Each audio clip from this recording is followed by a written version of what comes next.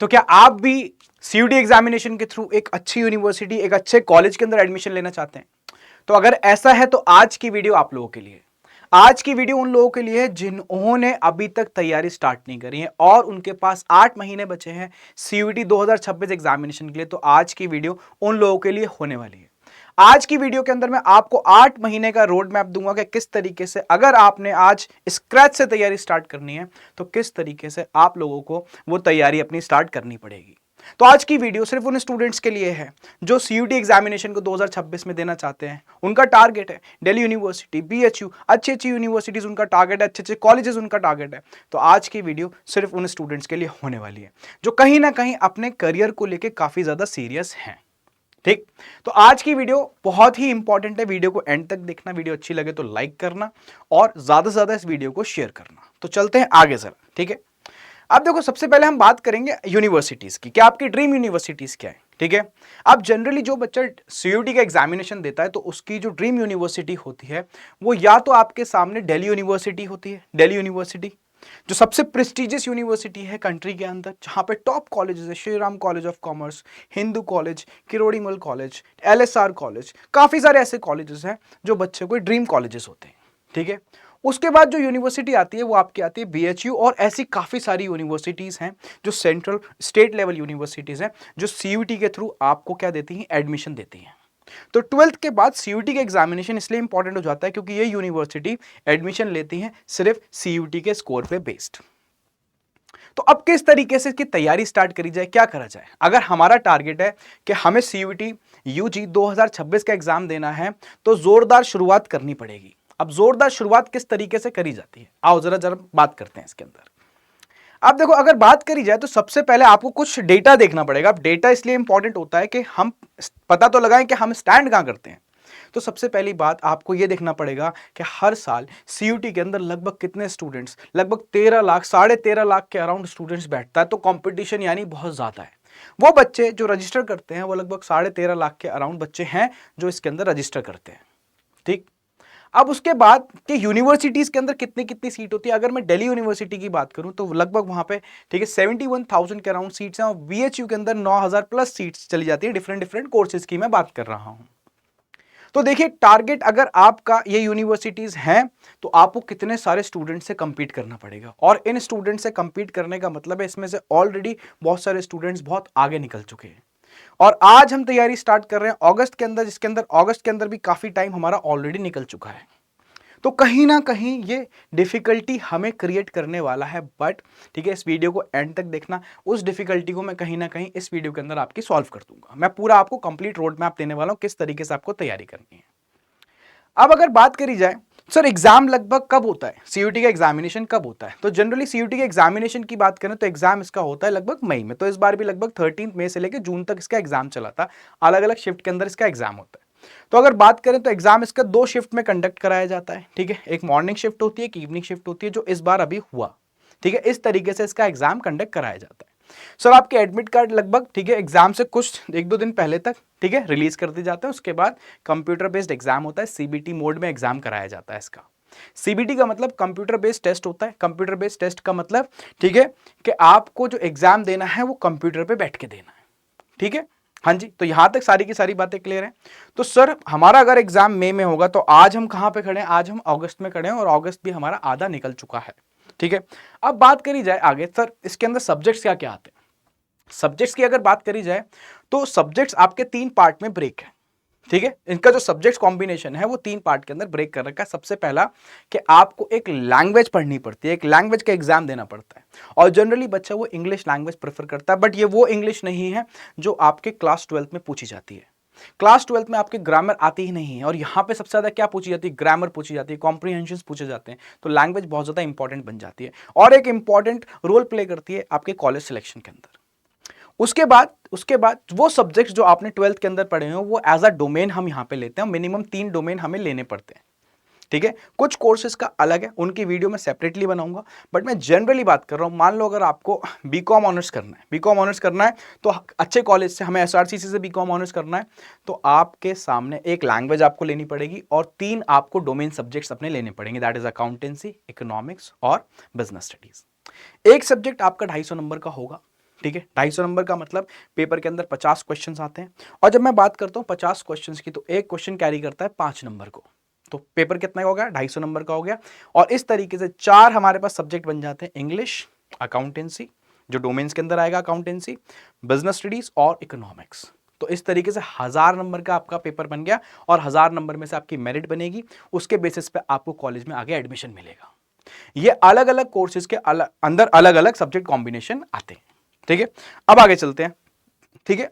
अब कुछ कोर्सेज ऐसे हैं जो आपसे डिमांड करते हैं कि आप जीएटी का एग्जाम भी दो। फॉर एग्जाम्पल बीबीए, ठीक है, बीएफआईए, बीबीई, कुछ ऐसे कोर्सेज हैं या कुछ ऐसी यूनिवर्सिटीज भी हैं जो आपसे क्या डिमांड करती हैं, आपसे डिमांड करती हैं आपको जनरल एप्टीट्यूड टेस्ट देना पड़ेगा, जो कि बेटा एक की फैक्टर साबित होता है आपके एग्जामिनेशन के अंदर। आपका सिलेक्शन किसी कॉलेज में होगा, वो कौन डिसाइड करेगा, वो आपका जीएटी भी डिसाइड करेगा। तो ये इनकी तैयारी करने के लिए कहीं ना कहीं हम लास्ट मोमेंट पे चीजें स्टार्ट नहीं कर सकते। यही राइट टाइम है जब हमें स्टार्ट करना पड़ेगा, अगर हमें 13.5 लाख लोगों से कंपीट करना है, उनसे आगे निकलना है। तो बात करते हैं सर मंथ बाय मंथ इसको ब्रेक डाउन कैसे करें, कहां से स्टार्ट करें, कैसे स्टार्ट करें, मैं सारी चीजें आपको बताऊंगा, ठीक है। तो कंप्लीट एक रोड मैप ले लेते हैं, ठीक है। जैसे हम आज कहां पे खड़े हैं, हम अगस्त में खड़े हैं, अगस्त के मिड में खड़े हुए हैं, ठीक है। तो सर अगस्त को किस चीज के लिए यूटिलाइज करें बेटा, अगस्त को हमें यूटिलाइज करना है अपनी फाउंडेशन बिल्डिंग के लिए। हमें अपनी फाउंडेशन बिल्डिंग कैसे करनी है, ठीक है, उसके बारे में हम डिटेल डिस्कशन करेंगे, ठीक है। आओ सर सबसे पहले फाउंडेशन बिल्डिंग की बात करते हैं। अब सर फाउंडेशन बिल्डिंग किस तरीके से होगी बेटा, फाउंडेशन बिल्डिंग में सबसे पहले आपको एग्जाम पैटर्न को समझना पड़ेगा, जिस तरीके से मैंने आपको अभी बताया। एग्जाम पैटर्न को भी समझना बहुत इंपॉर्टेंट है, क्योंकि एग्जाम पैटर्न इवॉल्व होता जा रहा है दिन पर दिन। अगर मैं एनटीए की बात करूं तो एनटीए एक ऐसी एजेंसी है जो एग्जाम को काफी ज्यादा डायनामिक बनाती जा रही है। पिछली बार भी 2025 के अंदर काफी ज्यादा चेंजेस आए, और वो चेंजेस लास्ट मोमेंट पे आए, तो एग्जाम पैटर्न को समझना एक बहुत इंपॉर्टेंट बात हो जाती है, ठीक है। उसके बाद दूसरा कि फिर एग्जाम पैटर्न समझ लिया, उसके बाद हमें अपना सिलेबस समझना पड़ता है कि क्योंकि कभी कभार ऐसा होता है बहुत सारी चीज़ें ऐसी हैं जो आप जो 12th क्लास के अंदर पढ़ते हो वो आपकी सीयूटी से मैच नहीं होती, सीयूटी में थोड़ा सा अपर लेवल आता है। जैसे मैं एक सब्जेक्ट का एग्जाम्पल लेता हूँ, मैं इकोनॉमिक्स का एग्जाम्पल लेता हूँ। इकोनॉमिक्स के अंदर हम जैसे 12th के अंदर पढ़ते हैं इंडियन इकोनॉमिक डेवलपमेंट, वहाँ पे नहीं पढ़ते हम, वहाँ पे हम पढ़ते हैं माइक्रो इकोनॉमिक्स। तो सिलेबस के अंदर भी काफ़ी ज़्यादा चीज़ें चेंजेस हैं, ठीक है। हाँ जी सर फिर क्या करना होगा, फिर आपको सॉल्व करने पड़ेंगे प्रीवियस ईयर के क्वेश्चंस, ठीक है। प्रीवियस ईयर उठा के देखना पड़ेगा आपको, और ये सारी चीजें आपको अगर मैं तीनों का कॉम्बिनेशन दूं ये कहां से मिलेगा, ठीक है। तो आप क्या करो, आप मेरे टेलीग्राम चैनल ज्वाइन कर सकते हैं, ठीक है। मैं वहां पे सारी चीजें शेयर करते रहता हूं, आपको वहां पे अच्छे से गाइडेंस और मेंटरशिप वहां पे मिलती रहेगी। क्लियर है, आगे चलते हैं। अब सर अगर बात करें, ठीक है, आपको एट दिस पॉइंट अपना मेंटर चूज करना पड़ेगा। अगर आपको एक सही गाइडेंस चाहिए, अगर आपको एक सही रोड मैप चाहिए है, उस पर चलना है, तो बेटा आपको एक मेंटर चूज करना पड़ेगा, ठीक है। और आप मेरे को अपना मेंटर चूज कर सकते हो, आप मेरे को मेल कर सकते हो मेंटोर लिख के, ठीक है। आप मेंटोर लिखना सब्जेक्ट के अंदर, और आप मेरे को मेल कर सकते हो aman.siddiqui@adda247.com, ठीक है। मैं आपको पूरा फुल गाइड करने वाला हूँ, ठीक है। उसके बाद क्या sir, decide to join coaching और नॉट। सर सबसे बड़ी बात तो होती है, हमारे माइंड में डाउट होता है कि हम सेल्फ स्टडी से निकाल लेंगे, ठीक है। बहुत सारे स्टूडेंट्स निकालते भी हैं, ठीक है, नो डाउट। बट मेरे को लगता है जब आपको एक गाइडेंस मिल जाती है तो आपको एक एज मिलता है, तो आपको एक बेस्ट कॉलेज मिलता है, ठीक है। तब आपका कहीं ना कहीं स्कोर दूसरों से बेटर आता है, ठीक है। तो आपको एक एक्सपर्ट से गाइडेंस की रिक्वायर्ड है, और वो गाइडेंस देने के लिए मैं तैयार हूँ एंड डे तक, ठीक है। बस आपको क्या करना है, मेरे को मेल करना है aman.siddiqui@adda247.com पे, ठीक है। हाँ जी सर आगे चलते हैं। सर फिर उसके बाद स्टडी मटेरियल गैदर करना पड़ता है, सोर्सेज तो सबसे इंपॉर्टेंट सर कहाँ से पढ़ें। अब एनटीए बोलता है सर एनसीईआरटी को बेस बना, एनसीईआरटी को बेस बनाना पड़ेगा, बट सिर्फ एनसीईआरटी सफिशिएंट नहीं है सर, रिसोर्सेज कहाँ से लाए, इतने सारे एमसीक्यू सॉल्व करने होते हैं, तो वो ध्यान रखना। सर फिर हम अपना यहाँ तक करने के बाद हम अपना कहीं ना कहीं बेस बिल्ड कर पाएंगे, ठीक है।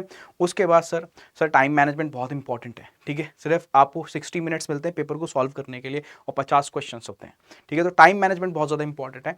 और सर ये हम रेगुलर बेसिस पे कैसे करेंगे, जब तक हम रेगुलर बेसिस पे नहीं करेंगे हम भूल जाएंगे। कंसिस्टेंसी इज द की, तो कंसिस्टेंसी बहुत इंपॉर्टेंट है, ठीक है। और सबसे इंपॉर्टेंट बात, टेंशन नहीं लेनी, काम डाउन रहना है, स्टे पॉजिटिव, ठीक है। बाकी सारी चीज़ें मैं हैंडल करने वाला हूँ। तो मुझे लगता है यहाँ तक सारी की सारी चीज़ें क्लियर हो गई। अगर हमारा ड्रीम एसआरसीसी, हिंदू, ठीक है, Kirorimal college, Hansraj college, LSR, ये सारी चीज़ें हैं, तो कहीं ना कहीं हम सही डायरेक्शन में चलते दिखाई देंगे, ठीक है। अब बात करते हैं सर, चलो अगस्त के अंदर हमारा आपने फाउंडेशन बिल्ड करा दिया, उसके बाद जो ठीक है अगस्त से नवंबर तक क्या करेंगे, वहां पे आपको इन डेप्थ लर्निंग करनी है, इन डेप्थ लर्निंग। और सर इन डेप्थ लर्निंग के बाद सर दिसंबर से जनवरी वहां पर रिवीजन और मॉक लगाने हैं, क्योंकि आपके फिर कौन बोर्ड एग्जामिनेशन आने लगते हैं। और सर फरवरी में हमें एक फाइनल पॉलिशिंग करनी पड़ेगी, क्योंकि मार्च के अंदर हमारे बोर्ड्स एग्जामिनेशन भी होते हैं, ठीक है, तो बहुत ज़्यादा प्रॉब्लम आ जाती है। तो फाइनल पॉलिशिंग इसलिए ज़रूरी है क्योंकि बहुत सारा सिलेबस आपका कॉमन रहता है सीयूटी का और बोर्ड एग्जामिनेशन का, इस तरीके से आपको पूरा चलना है। यहां तक बात समझ में आ गई, और ये करा हमने तो सक्सेस गारंटी है, ठीक है। सक्सेस सिर्फ उनको मिलती है, ठीक है, जो हार्डवर्क के साथ साथ स्मार्ट वर्क भी करते हैं। तो हार्डवर्क सभी कर रहे हैं, this is the smart work जो मैं आपको बता रहा हूं आज, ठीक है। अब ये सारी तैयारी सर हम कहाँ से करें, देखो मैंने आप लोगों को बताया, ठीक है, आप लोग अभी हमारे सेल चल रही है, ठीक है, 47% ऑफ चल रहा है, ठीक है, आप सीधा महापैक, ठीक है, जितने भी हमारे पास कोर्सेज अवेलेबल हैं उनके ले सकते हो। तो फॉर एग्जांपल जैसे मैं आपको बताता हूँ, हमारे पास महापैक प्रो है, तो आप उसके अंदर एनरोल करा सकते हो, ठीक है। और अभी इस टाइम मैक्सिमम डिस्काउंट चल रहा है, मैक्सिमम डिस्काउंट मतलब 47% ऑफ चल रहा है। सीधा आपको कोड लगाना है, ठीक है, 8111, और जैसे ही आप कोड लगाओगे तो आपको कंप्लीट एक्सेस मिल जाएगी। इनका बेनिफिट पता है क्या होता है, पूरे साल जितने भी बैचेस आएंगे उनका एक्सेस आपको एक बारी में मिल जाता है, तो बार बार किसी बैच के अंदर एनरोल कराने की जरूरत नहीं होती है। एक सिंगल पैक से पूरे साल का एक्सेस हमें मिल जाता है, ठीक है। और सबसे खासियत बात है कि आपको बुक भी मिलेंगी, ठीक है, प्रिंटेड हार्ड कॉपीज बुक आपके पास आएंगी, ठीक है। आगे चलते हैं सर।